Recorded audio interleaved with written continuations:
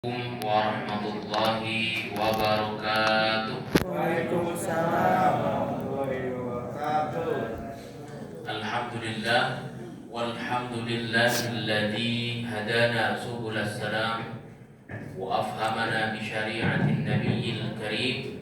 Asyhadu an la ilaha illallah wahdahu la syarika lah wa asyhadu anna sayyidana Muhammadan abduhu wa rasuluh la nabiyya ba'dah. Rabbi shrah li sadri wa yassir li amri wahlul 'uqdatam min lisani yafqahu qawli. Alhamdulillah.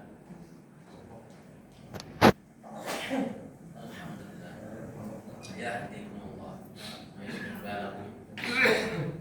Para hadirin yang dirahmati Allah, para alim, para soleh, para kiai, para asatidz, para sepuh, para hadirin.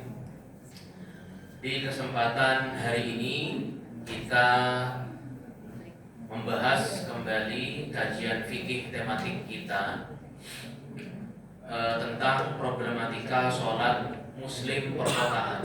Sebenarnya problemnya ini lebih sering kepada orang-orang yang pulang pergi kantor gitu ya, atau pulang pergi dari bekerja. Ini sayangnya yang muda-muda tidak ada. Mana ini? 1, 2, 3. Muda semua ya, muda semua. Semangatnya semangat 20 tahun. Para hadirin yang dirahmati Allah, ini penting untuk kita bahas karena ini sangat relevan sekali dengan apa yang terjadi di keseharian kita. Dan biasanya yang menjadi problem itu adalah sholat maghrib, gitu ya.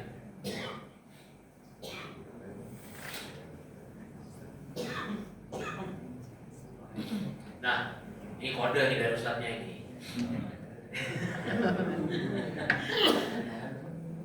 Jadi ada beragam permasalahan sebenarnya. Kalau kita bicara masalah hal-hal yang sifatnya tata cara praktek, gitu ya. Terutama dalam urusan ibadah kita. Nah, dalam Islam itu setidaknya ada 3 elemen utama para hadirin. Ada 3 elemen pertama. Yang pertama adalah akidah, yang urusannya itu dengan kepercayaan kita, keyakinan kita. Kemudian yang kedua akhlak. Yang ketiga adalah syariat atau fikih, gitu ya. Nah, cakupan ilmu fikih atau ilmu syariat ini porsinya sangat besar sekali karena dia mencakup dengan keabsahan, sah tidaknya sesuatu, kemudian berkaitan dengan halal dan haram, gitu ya, berkaitan dengan tata cara. Maka fikih ini penting untuk kita bahas. Dan ini menjadi konsentrasi studi saya, begitu ya. Dalam hal ini kita berbicara tentang masalah syariat. Nah, berbicara tentang problem tentang sholat itu, maka dalam hal ini kaitannya adalah dalam konteks ilmu fikih.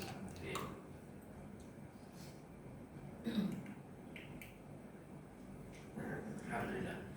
Ketiga elemen ini tidak bisa saling dipisahkan. Karena kalau kita cuma bicara bahas masalah fikih saja, kadang-kadang yang kita bahas hanya masalah keabsahan. Ada sesuatu yang kalau dipandang dari kacamata fikih itu sah untuk kita lakukan, tapi dari kacamata manusia itu tidak etis kita lakukan. Contohnya, imam kita Ustaz siapa tadi? Adam. Nah, Ustaz Adam tadi misalkan imamin. Coba aurat laki-laki itu dari mana sampai mana? Lutut sampai pusar ya. Seandainya Ustaz Adam tadi ngimamin kita cuma pakai sarung aja nutupin auratnya, tanpa pakai baju, tanpa pakai kaos, sah nggak sholatnya? Sah kan? Sah sholatnya, etis nggak? Nggak. Saya tanya bapak-bapak, poligami tanpa izin istri pertama dalam fikih sah apa enggak? Oh, semangat sekali jawabannya. Secara fikih sah, tapi saya tanya ibu-ibu, etis nggak Bu? Nggak etis, nggak gentle juga, berani nikahin, nggak berani izin gitu. Ya kan ya. Nah, jadi lingkup fikih dengan akhlak berkaitan erat. Lingkup akidah dengan fikih dengan akhlak juga berkaitan erat. Ini tidak boleh saling dipisahkan. Saya pernah di kampung kami itu, saya pulang kampung gitu.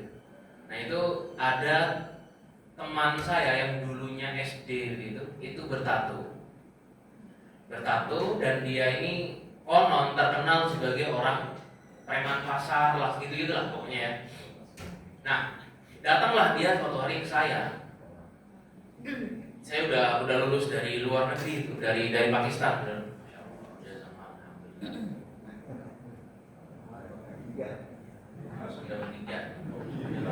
kodenya cuma sekali tadi batuk. Kalau batuknya 5 kali nggak tahu udah berapa.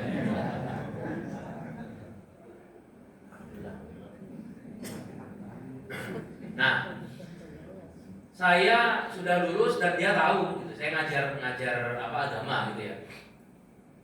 Datang dia ke saya, waktu itu nongkrong aja saya habis maghrib di masjid gitu. Datang dia, terus dia bilang, bro, itu kira-kira ya,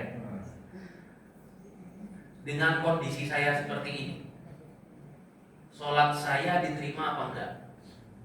Kalau kita jawabnya pakai jawaban fikih, apa jawabannya? Enggak sah sholatmu gitu. Sholatmu enggak sah.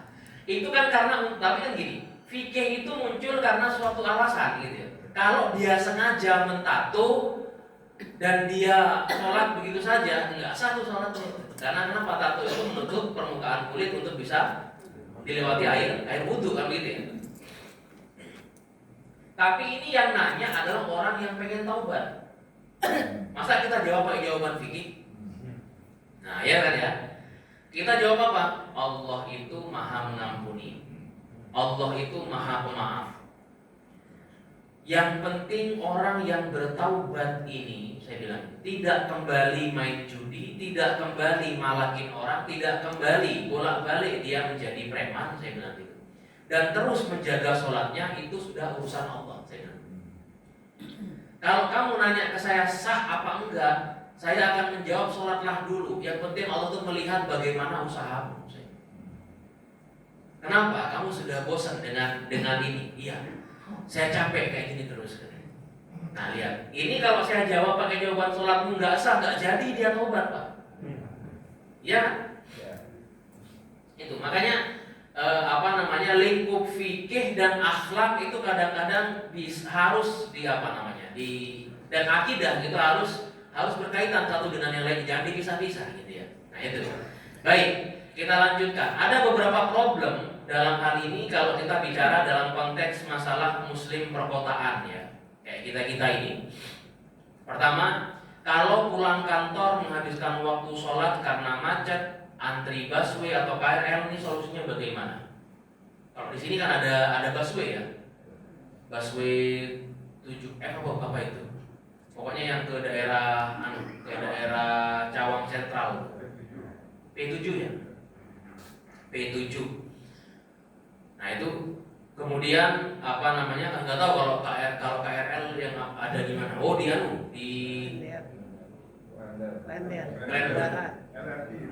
LRT ada. Iya. Nah ini kan yang sering menjadi problem orang-orang kantoran, orang-orang yang bekerja di Jakarta gitu ya. Kemudian yang kedua, jalanan macet dan tidak bisa menepi ke masjid. Apakah boleh kita sholat di dalam kendaraan gitu ya? Anda lagi nyetir, Anda lagi berada di bis, Anda berada di kereta, maghrib sudah mau habis. Lalu saya pernah melihat orang berdiri di busway, karena dulu sebelum sekarang rumah saya di Jati Asih, rumah saya ngontrak dulu saya di Pasar Minggu. Jadi sering saya menggunakan KRL Pak. Orang di KRL begini, pegangan kayak itu kan ya, pada pegangan. Maghrib udah mau habis, terus dia sholat begini, Allah Akbar, Salam Allah. Dan tahiyatnya begini dia. Padahal nggak ngadep kiblat, tidak dalam kondisi sholat sempurna. Apakah sah sholatnya? Gitu ya. Yang ketiga, parkiran gedung menjadi tempat sholat Jumat, sah atau tidak? kayak di Plaza Indonesia itu lantai P4, lantai P2 itu parkiran. Kalau hari Jumat, parkiran itu disulap menjadi masjid, menjadi tempat Jumatan. Ya, ada di The Tower, Gatot Subroto itu, ya. Itu sama, lantai 5-nya parkiran itu kalau hari Jumat disulap dia menjadi masjid. Sah apa enggak? Kemudian kalau ada, tapi sudah enggak terjadi insya Allah. Ada tempat umum dan tidak ada pemisah antara tempat wudhu laki-laki dan wanita. Bagaimana para wanita untuk berwudhu? Nah, ibu-ibu nih ya. Kemudian 2 sholat Jumat dengan jarak berdekatan. Kadang satu RW ada 2 masjid. Ini aja ada 2 masjid nih. Ya kan ya? Satu kampung, satu lokasi ada 2 masjid. Berarti ada ta'adud al-Jum'ah, Jumat berduaan. Jumat ada dilaksanakan 2 kali gitu ya, di waktu yang sama. Di sini sama di Darul Ma'arif ada 2 Jumatan bersamaan di kontesnya. Sah apa tidak? Karena tidak boleh sebenarnya ya. Ada ta'adud al-Jum'ah, tapi kan ada ilat yang melatar belakangi apa yang kemudian mengharamkan ta'adud al-Jum'ah itu, atau Jumat yang di satu tempat yang sama terjadi 2 kali di waktu yang bersamaan. Kemudian sholat berjamaah berdua dengan teman yang bukan mahramnya. Masjidnya jauh nih, kantornya di sini misalkan. Kantornya di lantai 12. Masjidnya harus turun dulu kemudian keluar dari gedung itu misalkan. Berjauhan, akhirnya dia mengambil ini biar simpel aja, biar waktunya juga enggak ini gitu misalkan, maka mereka bikin kesepakatan di pojokan kantor itu dijadikan masjid, musola di ruangan itu gitu, musola si staff itu di situ. Kalau yang sholat cuma berduaan laki-laki dan perempuan, jelas bukan mahram, ini bagaimana hukumnya? Ini semua kita bahas. Baik, yang pertama, sebelum kita bahas tentang masalah ini, saya ingin menekankan kembali bahwa sholat itu adalah pembeda identitas kita, Muslim apa bukan.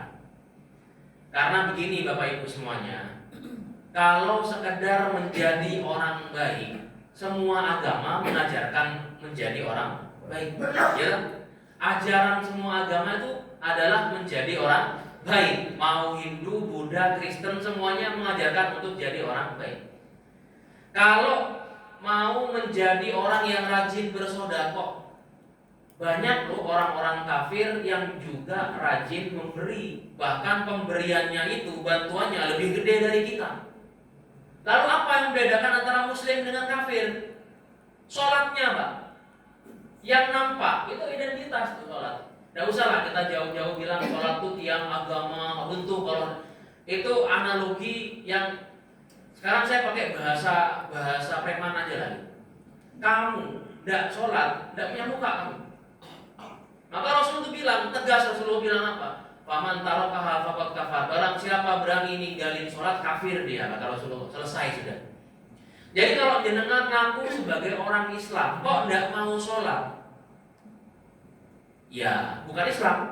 Itu aja sudah selesai. Gitu ya. Itu Rasulullah yang bilang, bukan Pak Firman. Ya. Nah, kata Rasulullah di dalam hadis riwayat Muslim, ya.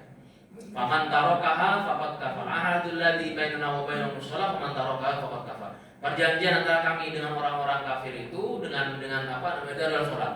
Barang siapa yang berani meninggalkan salat, maka dia telah kafir. Hadis riwayat At-Tirmidzi disahihkan oleh para ulama dan tidak ada yang meragukan hadis ini. Gitu ya.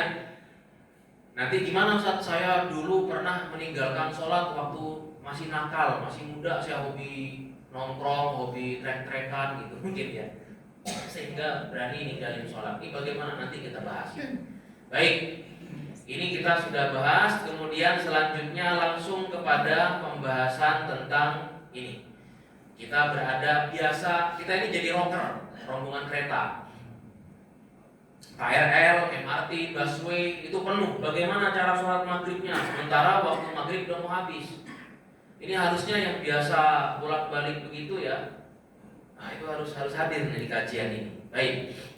Atau begini, Anda biasa bolak-balik kantor itu ke rumah dengan menggunakan mobil pribadi, tidak menggunakan transportasi umum gitu ya. Di tol itu maghrib masuk dan kemudian Anda terjebak macet di situ. Terjebag macet di tol, lalu kemudian maghrib sudah mau habis. Ini gimana caranya sholat maghribnya? Apakah sambil nyetir? Allahu Akbar, sami Allahu liman hamidah, Allahu Akbar, Allahu Akbar, gitu ya. Tahiyatnya nanti begini waktu nyetir. Apakah demikian? Ya, baik. Kita bahas dari ilmu fikih. Dalam kitab-kitab fikih itu ada beragam istilah sholat. Yang pertama ada sholat namanya, tapi ini tidak boleh keluar dulu sebelum ini selesai ya. Jangan sampai kemudian saya belum selesai, Anda pulang lalu diambil kesimpulan. Oh, jangan. Ada yang pertama namanya sholat lihurmatil wakti. Sholat lihurmatil wakti itu nama adalah sholat untuk sekedar menggugurkan kewajiban pada waktunya dengan kondisi seadanya. Alasannya dua. Alasannya itu yang pertama waktu sholat mau habis, yang kedua faqidu tohuroini. Apa faqidu tohuroini? Tidak memiliki dua media bersuci. Apa media bersuci? Air dan debu. Tidak menemukan keduanya, maka sholatlah dengan kondisi seadanya. Atau tidak bisa dengan kondisi ruku, sujud atau rukun sholat dengan sempurna, tidak bisa juga menghadap kiblat. Waktu sholat mau habis, maka lihurmatil wakti, sholat dengan kondisi seadanya. Jadi jenengan kalau lagi safar, ya, perjalanan jauh, naik kereta, naik bis, yang kadang berhentinya itu tidak di waktu sholat, sehingga kita kesulitan untuk melaksanakan sholat gitu ya. Akhirnya Anda sholat dengan kondisi duduk di bis gitu ya. Kalau di kereta, sekarang kereta itu kereta-kereta yang jauh gitu ya. Saya naik Pandalungan kalau pulang ke Jember, saya selalu naik Pandalungan. Pandalungan itu dari Gambir sampai Jember. Di keretanya itu ada musolanya, jadi tidak ada alasan untuk saya duduk, karena saya bisa melakukan sholat dengan rukun yang sempurna. Nah, kalau nggak ada media itu, maka sholat dengan kondisi seadanya, gitu ya. Itu namanya hurmatul wakti.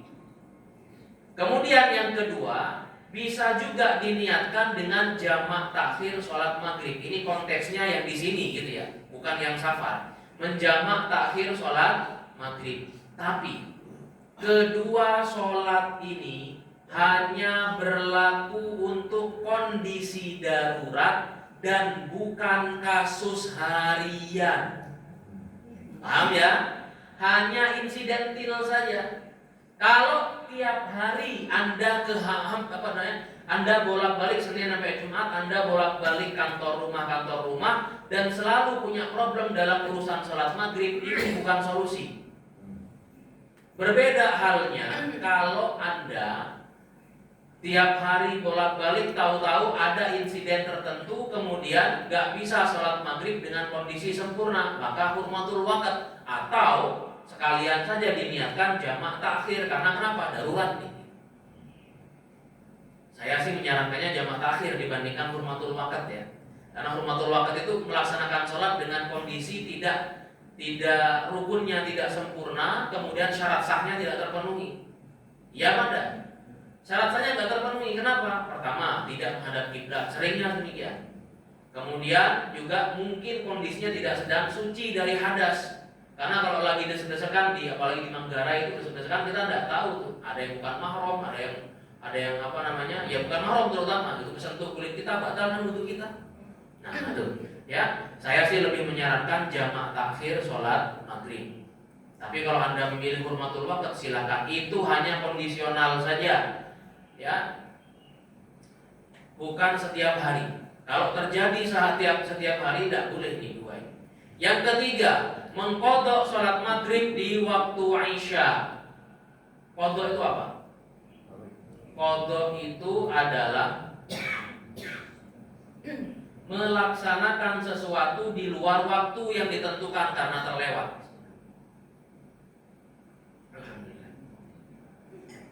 Jadi terlewat sholat maghrib karena tertidur, karena alasan syar'i, maka kemudian bangun di waktu Isya, maka kita wajib mengqadha sholat maghrib di waktu Isya. Tapi ini pun tidak berlaku untuk kasus harian. Qadha sholat itu hanya berlaku karena udzur syar'i seperti tertidur, pingsan atau darurat. Contohnya apa? Seorang dokter, ada dokter di sini.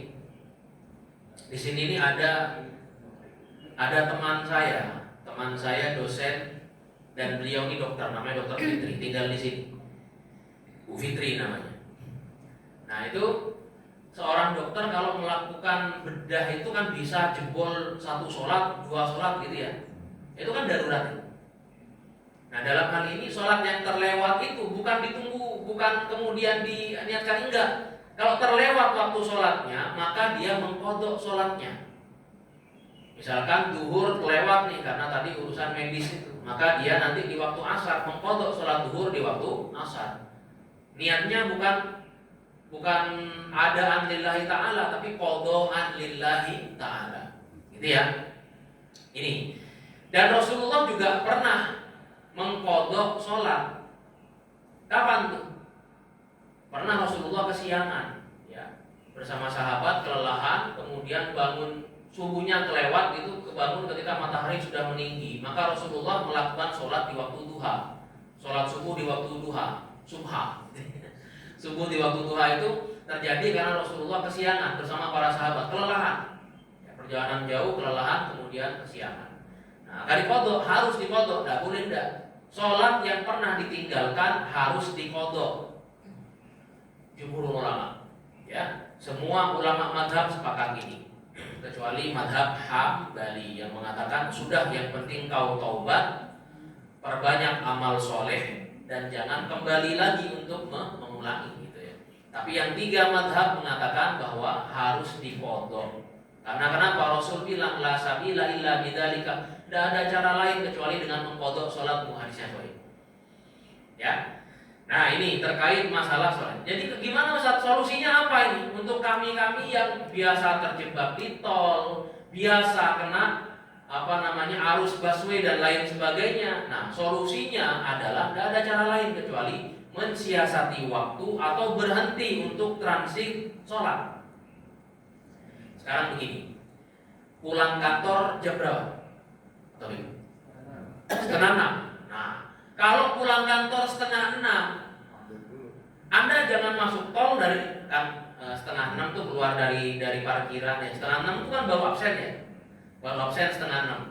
Mungkin jam 5:40 tuh baru keluar dari parkiran kan. Anda masuk pakai mobil, kemudian mau pakai tol di jam 5:40, itu bunuh diri namanya. Maka bagaimana caranya? Ya lewat arteri dulu, jangan masuk tol dulu. Lewat arteri dulu, kemudian begitu masuk maghrib melipir ke masjid, entah ke pom bensin, ke masjid dan lain sebagainya. Kalau pakai mobil, kalau pakai motor tidak ada alasan. Motor itu bisa ke masjid gang pun bisa, gitu kan ya? Motor tidak ada alasan. Yang kedua, kalau Anda pakai KRL, LRT, MRT, busway misalkan, bagaimana cara sholat maghribnya? Ya siasati waktunya. Transit, kalau pakai KRL gitu ya, saya tuh terbiasa menggunakan KRL dulu dari Cempaka Putih ke Cempaka Putih itu naik naik busway ke Gondangdia, dari Gondangdia lurus aja tuh ke Pasar Minggu tuh, yang jurusan Bogor gitu KRL. Ya kita tinggal berhenti aja di setiap terminal di setiap stasiun KRL itu kan ada musola. Apa yang menjadi alasan Anda untuk harus cepat-cepat nyampe rumah? Itu terlalu mengandalkan ego kita, Pak. Ada hak Allah di sana yang harus kita penuhi. Ya. Singkirkan dulu ego kita untuk segera cepat nyampe rumah itu. Berikan dulu haknya Allah. Jangan-jangan dengan kita melakukan haknya Allah, memberikan haknya Allah itu, jangan-jangan kita bisa mendapatkan solusi atas permasalahan yang kita hadapi, hutang ketutup, sakit jadi sehat dan lain sebagainya. Ya, jadi jangan buru-buru harus cepat nyampe rumah, anak kasihan, istri kasihan. Ini adalah Allah nih. Ya, berikan dulu jatahnya hak Allah. Maka insya Allah apapun yang menjadi masalah kita dapat solusinya. Kalau di busway bagaimana Ustaz? Biasanya di setiap tempat stasiun halte-halte busway tempat transit itu biasanya ada musolanya. Saya tahu, saya biasa pakai busway juga. Di Cawang Sentral itu ada musolanya, ya. Jadi sholatlah di sana. Saya juga pernah sholat di Cawang Sentral itu, busway itu, gitu ya. Lakukan itu. Itu tidak ada cara lain selain itu, Pak. Bahkan ada teman saya punya teman rumahnya di Pondok Indah, di Harapan Indah. Karena pulang itu selalu 4:30 dari kantor ya, di RC itu. Akhirnya dia selalu bawa sajadah kecil itu ya, sajadah lipat itu. Sholat dia. Ya, kalau kan biasanya sekarang tempat-tempat busway kayak di Kuningan, di Cawang itu sudah ada ininya gitu ya. Maka dia selalu menyempatkan diri untuk mampir di musola itu, karena tidak bisa maghrib di rumah kapan itu? Apa yakin nyampe rumah pas maghrib masih ada waktu sholat maghrib gitu ya? Maka ini yang menjadi cara kita, hilangkan dulu egonya, sholat dulu, gitu ya, sholat dulu. Jadi tidak ada cara lain. Anda kalau pakai mobil pun juga demikian, jangan ujuk-ujuk langsung masuk tol. Kita tidak akan pernah tahu di depan itu jangan-jangan ada kecelakaan, ada penutupan jalan, ada perbaikan jalan sehingga terjadi macet parah, gitu ya. Maka kalau keluarnya dari kantor itu jam 5 baru absen, pastikan keluar dari parkiran jam 5:15, jam 5:30 gitu ya. Tunggu aja maghrib, tunggu aja sholat maghrib. Maka sekarang tuh di kantor-kantor ada sholat, ada kajian pulang gitu ya, kajian pulang kerja, KPK, kajian pulang kerja. Nah, itu sebenarnya untuk apa tujuannya? Sambil jemaahnya biar nunggu maghrib gitu. Begitu maghrib tiba, kajiannya selesai, langsung sholat maghrib, pulang bubar sudah gitu ya. Itu tujuannya seperti itu, supaya kita tidak terjebak di jalan, tidak juga sholat sambil nyetir, sholat sambil berdiri. Tidak sah itu, Pak. Saya katakan tidak sah, karena kenapa? Kasusnya tiap hari. Kalau kejadiannya harian, tidak sah sholat dihormati waktu, tidak sah juga meniatkan jamak takhir, karena urusan menjamak sholat atau mengkosor sholat itu ada bab tersendiri, tidak untuk kasus harian. Selesai, titik. Selanjutnya, parkiran menjadi tempat sholat Jumat, sah atau tidak? Gitu ya. Kita kalau buka kitab-kitab fikih apapun itu, mau Tuhfatul Muhtaj, Al-Majmu' Syarah Muhadzab, Al-Mughni li Ibni Qudamah, dari semua madhab, ya terutama madhab Syafi'i, karena di Indonesia dominan menggunakan Syafi'i. Syarat sah sholat Jumat itu cuma pertama, terjadi 2 khutbah. Yang kedua, berjamaah, jamaah udah terkumpul 40 orang baru kemudian khutbah. Yang ketiga, kalau 40 orang tuh syaratnya mazhab Syafi'i, Maliki 12 orang, Hanafi bilangnya yang penting lebih dari 3 orang udah sah, gitu ya. Nah itu kalau urusan berjamaahnya. Dan 40 orang versi Syafi'i itu dalam qaul jadid. Qaul qadimnya boleh berapapun, ya 10 orang, 7 orang sah. Nah kemudian di pemukiman atau tempat umum orang-orang beraktivitas yang di situ ada orang lokalnya, artinya penduduk setempatnya gitu ya, atau orang yang biasa di situ menempati tempat itu. Nah, orang yang aktivitas di kantor itu kan memang di situ Senin sampai Jumat gitu ya. Kemudian adanya izin dari penguasa atau pemilik tempat, sudah diizinkan gitu ya. Sekarang ada nggak urusan tempat menjadi syarat sah sholat Jumat? Nggak ada. Mau di lapangan, di masjid, di trotoar boleh tuh. Yang penting dapat izin gitu aja. Maka dalam hal ini, kalau parkiran itu disulap menjadi tempat sholat Jumat, itu sah Jumatannya, Pak. Tapi Anda masuk ke situ, ya tidak perlu melaksanakan sholat tahiyatul masjid. Sama juga nih kalau masjid ini menggelar Idul Fitrinya dilakukan di lapangan misalkan, gitu ya, digelar di lapangan. Tidak perlu sholat tahiyatul masjid. Terus sholat apa Ustaz? Sholat tahiyatul lapangan. Ya tidak ada. Sholat tahiyatul parkiran juga tidak ada. Jadi gimana ya, langsung duduk saja, tidak perlu sholat apapun, kecuali kalau mau sholat duha ya silahkan di situ gitu ya. Yang jelas tidak ada sholat tahiyatul masjid di lapangan, Tidak ada juga sholat tahiyatul masjid di parkiran, nggak ada. Ya langsung duduk aja udah. Nah itu kalau ngerti fikih, gitu Pak ya.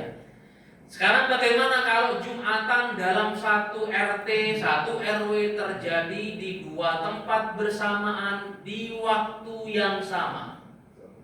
Ini kan di sini ada, di Darul Ma'arif ada, padahal berdekatan ya kan ya. Itu boleh apa enggak? Pada prinsipnya tidak boleh ada ta'addud al-jumu'ah. Dua-duanya batal, baik yang di sini atau Darul Ma'arif.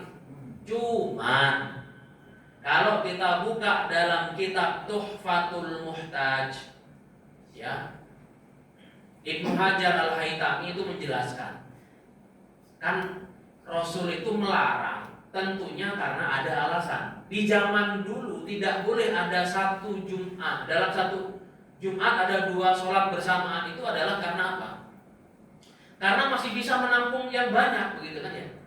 Nah sekarang itu masjid ini kan terbatas definisinya, dari sini sampai situ doang, gitu ya. Kalau itu tidak bisa sampai luber-luber gitu, kemudian kalau misalkan diteruskan, kemudian jamaahnya terputus, kemudian tidak bisa mendengar yang di sini dan banyak lah gitu ya, kemudian menghalangi jalan dan lain sebagainya, maka itu masuk dalam kategori udzur syar'i yang memperbolehkan terjadinya dua Jumat bersamaan di tempat yang sama, gitu ya. Nah, sepanjang kalau misalkan terjadi lonjakan nih jamaah sampai ke sana, itu tidak sampai nyambung nih dua tempat, nyambung nggak kira-kira? Kalau misalkan Darul Ma'arif sama apa nih, Baitul Muhajirin, jamaahnya sampai membludak keluar, kira-kira sampai nyambung nggak? Kan nggak mungkin, gitu. Karena ada pembatasnya, ada jalannya, ada gang, gitu kan ya. Ada apa lagi itu? Nah itu kan ada apa lingkaran itu gitu, taman dan lain sebagainya kan terputus sama itu. Yang tidak mungkin menjadikan keduanya nyambung. Nah itu tetap sah itu, ya. Dalam hal ini tetap sah dan tidak masuk dalam kategori hadis yang ta'adud al-jum'ah itu, gitu ya. Baik, selanjutnya ada wanita dan laki-laki sholat jamaah berdua, padahal mereka bukan mahram. Alasannya adalah karena efisiensi waktu. Kami tempat kerja kami lantai 15. Kalau Pak Taufik itu di lantai berapa Pak? Yang BTPN itu? Lantai 16. Sehingga sementara masjidnya berada di luar gedung gitu, pisah gedung nih. Sementara jam 1 kita harus sudah duduk kembali di kubikal gitu ya. Sudah harus duduk kembali di kubikal. Nah, itu bagaimana tuh? Gitu ya. Habis jam makan siang, habis ini selesai. Maka akhirnya mereka sepakat untuk membuat pojokan di kubikal itu ada musola, ya musola dadakan lah gitu, kira-kira cuma sekotak. Itu cukup untuk 3 atau 5 orang. Sholat di 2 orang, laki-laki perempuan, apa hukumnya? Kalau kita buka dalam kitab Muhadzab punya Imam Asy-Syairasi, beliau mengatakan yukrahu ayyusolliya rajulu bi imra'atin ajnabiyyatin. Makruh hukumnya laki-laki dan perempuan yang bukan mahram sholat berduaan berjamaah. Hukumnya makruh. Makruh itu bukan haram. Makruh itu kurang disukai, gitu ya. Bukan haram, makruh. Kalaunya itu dia sholat berduaan di tempat orang yang biasa seliweran, bisa diakses, kelihatan dia lagi sholat, gitu ya. Itu makruh hukumnya. Yang haram itu adalah apa? Khulwah. Yang haram itu khulwah. Maka Rasulullah bersabda, la yakhluwanna rajulun bi imra'atin fa inna thalithuhuma syaiton. Tidak boleh berduaan laki-laki dan perempuan yang bukan mahram, karena yang ketiga nanti adalah syaitan. Apa itu khulwah? Khulwah itu akan menjadi haram kalau terkumpul tiga komponen ini. Yang pertama, hanya berduaan laki-laki dan perempuan yang bukan mahram. Yang kedua, di tempat yang tidak ada orang lain atau tempatnya tidak bisa diakses dan tidak diketahui oleh orang lain dan orang umum tidak tahu kalau itu tempat berduaan atau tempat tertentu, gitu ya. Intinya orang seliweran itu tidak tahu gitu. Nah, Kemudian yang ketiga, memungkinkan terjadinya maksiat. Sekalipun Anda berdua, Anda dan teman Anda ini niatnya sholat, tapi di pojokan yang tempatnya orang tidak tahu, yang tidak pernah diakses orang dan tidak biasa dijadikan tempat sholat sama orang, itu haram hukumnya. Itu namanya kholwah. Karena habis sholat bisa saja tuh saling salaman, nanti cium kening, nah beda lagi deh itu, ya. Itu udah maksiat tuh, gitu ya. Itu sudah haram hukumnya. Tapi kalau di tempat yang biasa sepakat semuanya pojokan sana kita jadikan tempat sholat, satu kantor sepakat gitu misalkan. Dan orang selimuran, sekalipun dia berduaan, hukumnya makruh, kebolehannya kebolehan makruh. Makruh itu kurang disukai, gitu ya. Nah itu terkait masalah problematika sholat muslim perkotaan, ya. Barangkali ada pertanyaan atau diskusi, kami persilakan. Saya sih lebih senang kalau kita berdiskusi, ya. Silakan. Terima kasih. Mohon ada soal.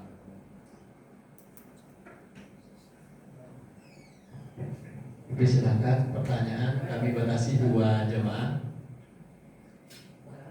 Ya, silakan. Assalamualaikum warahmatullahi wabarakatuh. Tadi yang disampaikan masalah kodok atau jamak. Dokter tadi tugas operasi, tapi waktunya itu bisa ditentukan. Selesai kira-kira katakanlah operasi itu menjelang maghrib sampai isya. Yaitu apakah baik mana di kodok atau di jamak? Satu itu. Terus kedua tadi jamaah yang hanya berdua saja. Nah, itu kan 2 saja. Tapi kalau lebih dari itu apakah boleh? 3, 4, 5 tapi bukan maksudnya. Terima kasih. Assalamualaikum warahmatullahi wabarakatuh. Waalaikumsalam warahmatullahi wabarakatuh. Iya, ya. Kalau operasinya terjadwal, ini saya minta doa juga, baru ingat saya. Minta doa juga kepada para jamaah. Musibah ya ke kami, istri saya keguguran, jadi harus ada kuret gitu ya, kuret. Nah itu kan juga terjadwal tuh, ya kan ya, terjadwal atau operasi yang terjadwal gitu. Dan jadwalnya itu sudah pasti memakan misalkan satu waktu sholat gitu misalkan ya, memakan waktu maghribnya atau memakan waktu duhurnya sampai habis, misalkan demikian. Apakah yang dilakukan oleh seorang dokter ini pertama mengkodok sholat atau menjamak sholat? Kalau sudah terjadwal maka jamak saja. Kodok sholat itu kalau misalkan kita lagi nyantai begini si dokter nih, tahu-tahu darurat tuh emergensi, harus dilakukan tindakan saat ini juga, harus dijahit nih pendarahan besar, misalkan gitu ya, harus dilakukan operasi saat itu juga, kalau enggak mati ini orang. Maka yang kita utamakan bukan sholat kita, nyawa orang yang kita utamakan, ya. Ternyata begitu selesai, loh kok kelewat 2 waktu sholat, duhur dan asar. Maka dia mengkodok sholat duhur di waktu asar. Atau kalau 2 sholat, duhur asar di waktu maghrib dikodok. Itu pernah terjadi Rasulullah kapan? Ketika perang Khandaq. Ketika perang Khandaq yang menghalau musuh untuk masuk Madinah itu kan cuma berapa? 1000 orang kira-kira. Yang lainnya kan cedera, nggak bisa ikut perang lagi. Habis kalah dari Uhud itu kan ya. Akhirnya Rasulullah itu tidak sempat sholat duhur, asar, maghrib. Malam hari musuh udah disapu sama angin. Pakai khotbah takdir Allah gitu ya, dengan kuasa Allah, musuh disapu angin. Maka malam hari itu juga Rasulullah langsung mengkodok sholat duhur, asar, maghrib di waktu isya. Itu. Yang kedua, tadi yang menjadi makruh adalah kalau berduaan. Nah Ustaz, bagaimana kalau imamnya laki-laki, makmumnya wanita 2 orang? Itu boleh itu, tidak makruh yang seperti itu. Yang makruh itu adalah berduaannya ini, gitu ya. Yang makruh itu berduaan. Maka memang benar untuk cari orang antara 2 laki-laki 1 perempuan atau 1 laki-laki 2 perempuan atau lebih gitu ya. Ya seperti itu boleh hukumnya. Ya. Jadi untuk menghindari kemakruhannya atau keharamannya maka jadikanlah buatnya gitu ya. Wallahu a'lam bishawab. Selanjutnya Pak silakan. Assalamualaikum warahmatullahi wabarakatuh. Pak Ustaz, sebenarnya pertanyaan saya ini sudah pernah saya lontarkan suatu di sini juga, tapi saya lupa apakah Pak Ustadz Firman atau Ustadz apa itu dulu Pak. Jadi masalah begini, sholat Jumat itu dengan khutbah 2 kali. Jadi pertama khutbah pakai bahasa Arab, ya kan? Terus turun diganti dengan orang yang lain dengan bahasa Indonesia. Berarti 2 kali khutbahnya pada Jumat itu juga. Iya. Terus yang kedua itu saya pernah ke lapangan itu pakai bahasa daerah. Jadi di kampung itu silakan itu ada sholat Jumatnya di kampung gitu, bapak-bapak ini Pak, kakang, ibu-ibu itu menggunakan bahasa daerah. Nah, terima kasih Pak Ustadz. Assalamualaikum warahmatullahi wabarakatuh. Waalaikumsalam warahmatullahi wabarakatuh.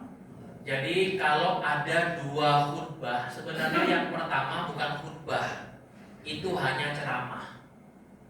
Ya Pak ya.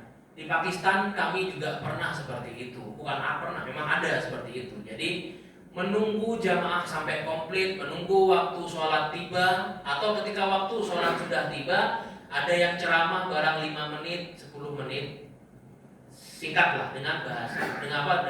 Ini ceramah. Lalu kemudian begitu sudah komplit nih jamaah, barulah khutbah dimulai, gitu ya. Jadi tidak kemudian merusak rukun daripada khutbah ataupun Jumatan itu sendiri, tidak ini. Mungkin terjadi di ini ya, di daerah Minang ya, di daerah seperti Padang dan sana-sana itu ya. Itu tidak merusak Jumatan itu Pak. Ya, karena dalam istilahnya kalau di mazhab Hanafi itu ada bayan. Bayan itu adalah pesan yang disampaikan ya seperti ceramah begitu, barang 3 menit, 5 menit, 7 menit gitu ya. Kemudian begitu masuk waktu sholat, semua rukun Jumat dikerjakan plus khutbahnya hanya menggunakan bahasa Arab. Selesai langsung sholat. Itu tidak apa-apa. Kemudian yang kedua tentang khutbah menggunakan bahasa daerah, boleh. Yang penting rukun-rukun khutbahnya bahasa Arab. Masuk nih berdiri. Alhamdulillahilladzi akrama man ittaqa bi mahabbati, hamdalahnya pakai bahasa Arab. Kemudian wasiat takwa, sholawat kepada Nabi, sholawat kepada Nabi, wasiat takwanya pakai bahasa Arab. Lalu kemudian pesan-pesannya menggunakan bahasa daerah, boleh? Boleh. Yang penting wasiat takwa pakai bahasa Arab. Usikum wa nafsi bitaqwallah faqad fazal muttaqun. Allahumma sholli ala Muhammad wa ala sayyidina Muhammad, itu pakai tiga-tiganya pakai bahasa Arab. Lalu doanya untuk muslimin, Allahumma ighfir lil muslimina wal muslimat wal mu'minin wal mu'minat, pakai bahasa Arab. Itu sudah sah sholat Jumatannya, khutbahnya itu sah. Adapun kalau penyampaian pesannya itu menggunakan bahasa daerah, di kampung saya pakai bahasa Madura. Karena memang dominannya Madura. Kasih mana? Madura. Akhirnya, kayak gitu, ya. Jadi Al-Quran sendiri punya isyarat, memberikan isyarat bahwa kalau mentabligkan sesuatu menggunakan bahasa kaum. Di sana, di kampung saya di Maesan itu menggunakan dominan bahasanya 2 tuh. Kalau enggak Jawanya yang Ngoko atau bahasa Madura, maka ya bahasa Madura yang lebih dominan di sana, maka menggunakan ada 1-2 khotib yang menggunakan bahasa Madura, selainnya pakai bahasa Indonesia. Ya boleh seperti itu, gitu ya. Nah, yang penting kalau di Istiqlal, di Masjid Baitul Muhajirin ya jangan pakai bahasa Jawa, Madura, Minang, jangan. Gak ada yang ngerti. Ya kita campur aduk di sini gitu kan. Nah, tapi kalau di satu daerah tertentu ya boleh saja. Wallahu a'lam bishawab. Ibu silakan.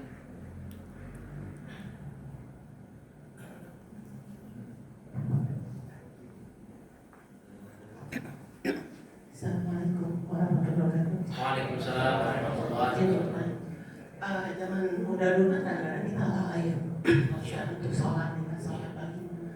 Nah sekarang setelah mendengar cerita Pak Ustadz ini, bagaimana kita misalnya menggantikan kelalaian kita dengan ibadah sholat itu kan kadang-kadang banyak juga sih gitu, misalnya kan lalai seperti itu, bagaimana Pak Ustadz? Baik. Waalaikumsalam. saya sebenarnya ada materi lagi nih tentang masalah sholat yang pernah ditinggalkan.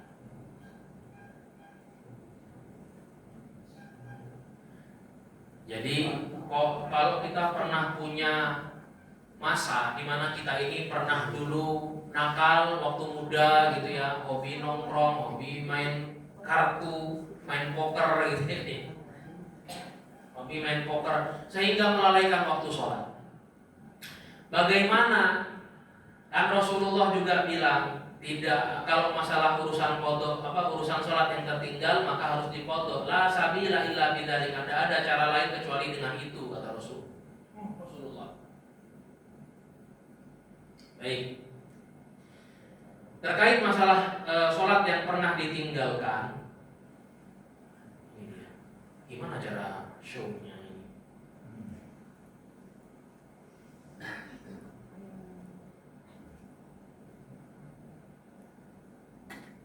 Ya, jadi ada tiga cara ketika sudah terlanjur meninggalkan sholat di zaman dulu, ya Bu ya. Pertama taubat, yang kedua qadha, yang ketiga perbanyak amal soleh. Ya, kalau sudah taubat, namanya orang taubat jangan ngulangin lagi, gitu ya. Kemudian yang kedua memperbanyak amal soleh. Tujuannya apa memperbanyak amal soleh? Tujuannya itu supaya menutup kesalahan yang lampau. Mana ini? Nah, ittaqillaha haitsuma kunta wa atbi sayyi'atal hasanata tamhuha. Bertakwalah kepada Allah dimanapun engkau berada dan iringilah perbuatan burukmu yang lampau dengan perbuatan yang baik supaya itu menutupinya. Gitu ya. Setelah taubat perbanyak amal soleh. Mau Anda dengan wakaf sumur, wakaf karpet atau apapun yang sehingga itu menjadi pahala jariah. Kemudian yang ketiga mengqadha sholat. Jumhurul ulama, ternyata jumhur ini ya, berarti 4 madhab nih. Ya, 4 madhab mengatakan bahwa wajib untuk diqadha. Jadi harus dibayar sholatnya yang ditinggalkan. Madhab Zahiri mengatakan cukup taubat saja. Ya, ini dalam kitab Syarhus Shaghir ya.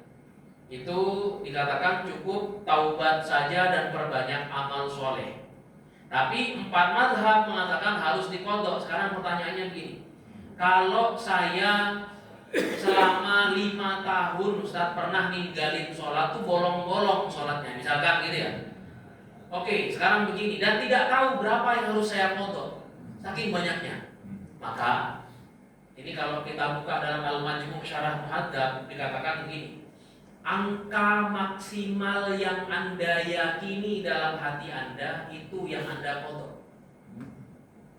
Jadi kalau misalkan dalam 5 tahun itu bolong-bolong, lalu Anda yakin dari 5 tahun yang bolong-bolong itu kalau dijumlahkan mungkin 2 bulan semuanya. 2 bulan kayaknya Ustaz. Oke, berarti 2 bulan Anda mengqadha sholat. Gimana caranya? Habis sholat maghrib yang berjamaah ada anlillahi ta'ala, nanti sholat maghrib lagi Anda mundur ke belakang, qadha lillahi ta'ala. Ustaz, kalau yang maghrib, duhur sama isya mungkin kita bisa Ustaz. Tapi kalau yang asar dan subuh kan nanti ketahuan orang-orang saya pernah. Kan habis asar sama habis subuh tidak ada sholat. Ya, tapi kalau urusan qadha sholat itu memang wajib sekalipun di waktu yang terlarang. Cuman masalahnya kan malu kita, gengsi kita yang gede gitu kan ya. Kan ketahuan Ustaz nanti Ustaz sama teman-teman saya kalau saya lagi mau qadha. Nah, ada caranya biar nggak ketahuan sama manusia. Gimana caranya? Adzan subuh nih, ya. Adzan subuh, Allahu Akbar, Allahu Akbar. Orang lagi sholat fajar, Anda niat qadha sholat subuh kan nggak tahu orang. Gitu ya.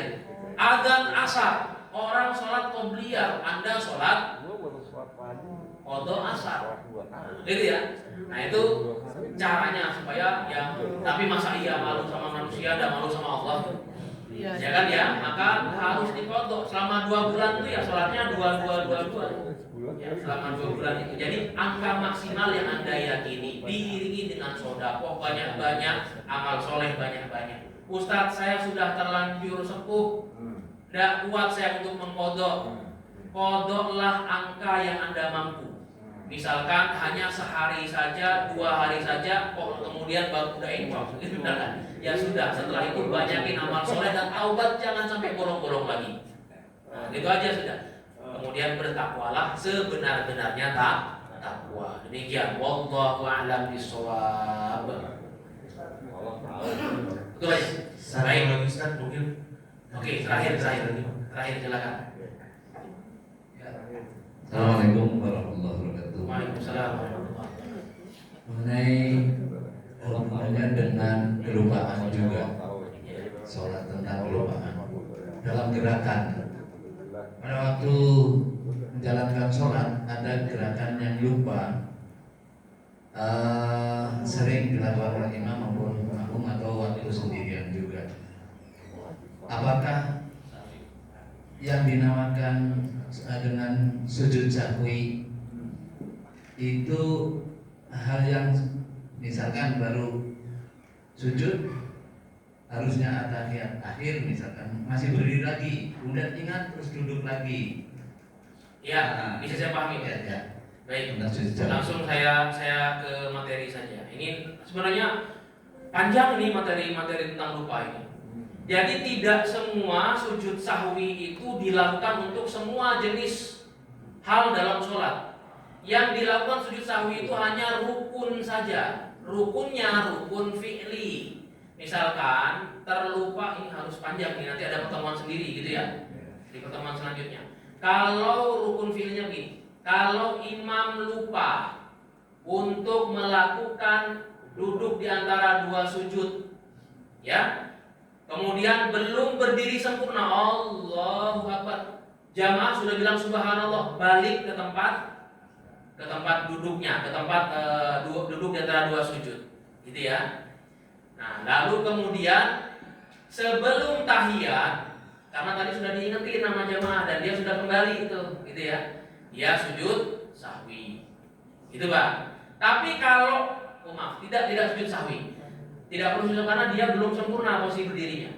Tapi kalau sudah sempurna posisi berdirinya, Allahu Akbar, lalu di subhanallah, ditasbihkan nama jamaah, maka dia duduk kembali kepada posisinya, ya, kepada posisi duduk di antara 2 sujud itu. Nanti sebelum salam dia sujud sahwi, pimpin sujud sahwi. Pertama. Yang kedua, kalau sudah misalkan imam dan makmum sama-sama lupa, sama-sama melamun semua, ternyata sholatnya 3 rakaat, padahal harusnya 4 rakaat. Satu orang ingetin, Pak, kayaknya kayak 3 rakaat nih kita sholat gitu. Kalau obrolannya belum panjang, jedanya belum panjang, maka ditutup dengan berdiri bareng tuh, dengan menambahkan 1 rakaat lalu sujud sahwi. Nah, itu kasusnya, lihat kasusnya. Kalau yang terlupa bacaan surah, ya, kayak lupa bacaan surah misalkan, itu tidak perlu sujud sahwi karena bukan rukun sholat. Kalau yang ditinggalkan rukun mungkin ada sujud sahwinya di beberapa kasus, gitu ya. Ini panjang pembahasannya. Baik, kita tutup ya. Yang namanya fikih itu wajar kalau yang nanya banyak, ya. Tapi kalau yang dibahas masalah akhlak, akidah, biasanya ya dikit yang nanya.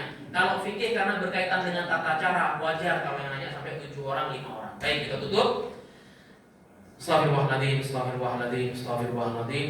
Allahumma anfa'na bima 'allamtana warzuqna 'uluman tanfa'una fid dini wad dunya wal akhirah. Allahumma inna qad istawda'naka bima 'allamtanahu wardudu ilaina 'inda hajatina ilaihi wa la tunsina 'anhu ya rabbal alamin. Rabbana atina fid dunya hasanah wa fil akhirati hasanah wa qina adzabannar. Wa akhiru da'wana alhamdulillahi rabbil alamin. Subhanakallahumma wa bihamdika asyhadu an la ilaha illa anta astaghfiruka wa atubu ilaik.